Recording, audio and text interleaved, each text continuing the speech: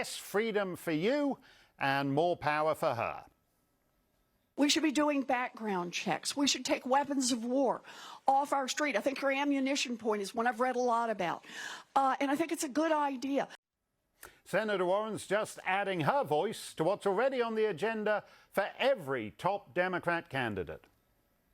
So to gun owners out there who say, well, a Biden administration means they're going to come for my guns. Bingo. You're right if you have an assault weapon. Do you believe in the mandatory buyback of quote-unquote assault weapons? I do believe that we need to do buybacks, and I'll tell you why. They are weapons of war with no place on the streets of a civil society. Hell yes, we're going to take your AR-15, your AK-47. We're not going to allow it to be used against our fellow Americans anymore.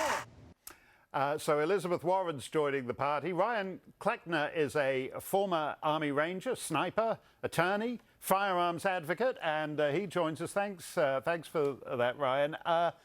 Let me ask you this, because she's proposing to do things like increase the tax on ammunition.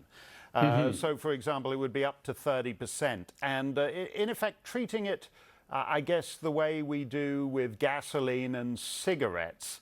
And gradually making it prohibitively expensive, something you have to think about buying.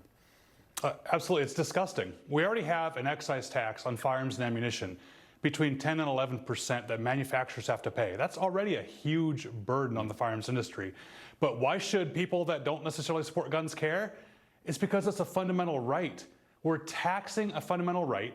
And by making things more expensive, all you're guaranteeing is some people that might need a firearm for self-defense the most, that can't afford it, no longer have the opportunity. I think it's horrible.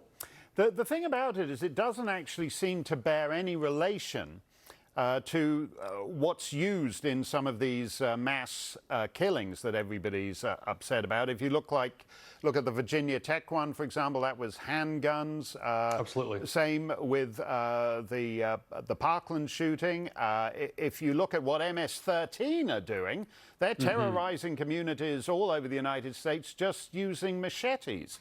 So this seems to be one of those utterly purposeless things where in order to get, this guy or that guy, you're also going to be ensnaring thousands of legal, peaceful gun owners. Exactly right. We all like to point out that criminals don't obey laws, and by definition. Even Beto O'Rourke was caught with that in an interview recently where he had no answer for how he was going to have criminals obey a law. But I hear some people retort, they come back, the tolerant left, when they attack me after I appear on here and I talk about gun control, they come and say, oh, should we just give up then? Should we just have no laws then and give up for criminals? No, that's not what I'm saying. When I say criminals don't obey laws, I'm not saying get rid of laws. I'm saying let's make sure that the laws we're putting into effect aren't unduly burdening law-abiding citizens like these kind of laws will. I don't even know what a weapon of war is.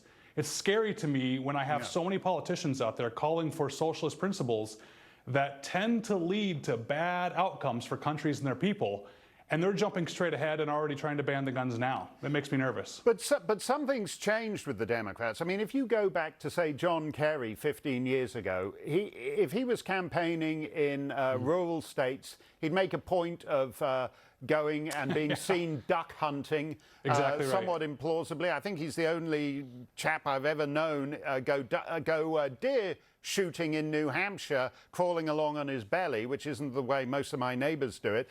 They seem to have abandoned even those gestures now. They're becoming an explicitly anti-gun party. You're absolutely right, Mark. You went back that far. I don't think you even have to. A year ago, I was hearing quotes of, we're not coming for your guns.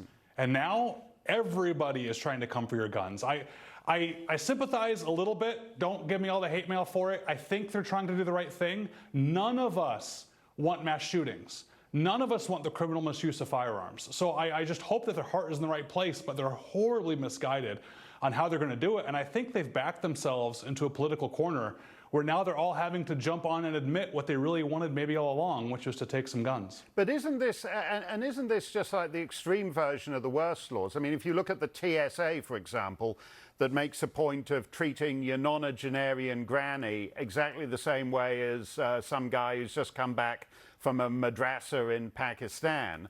When you create laws in which 100% of people are assumed to be guilty, general laws of universal application, you're just wasting tons of police time with law-abiding people, aren't you? You're absolutely right, and I think the next level further than what you're bringing up now are red flag laws. Those things scare me bad. I think these quotes that we're hearing on the campaign trail, I don't think they're really going to be able to get away with it.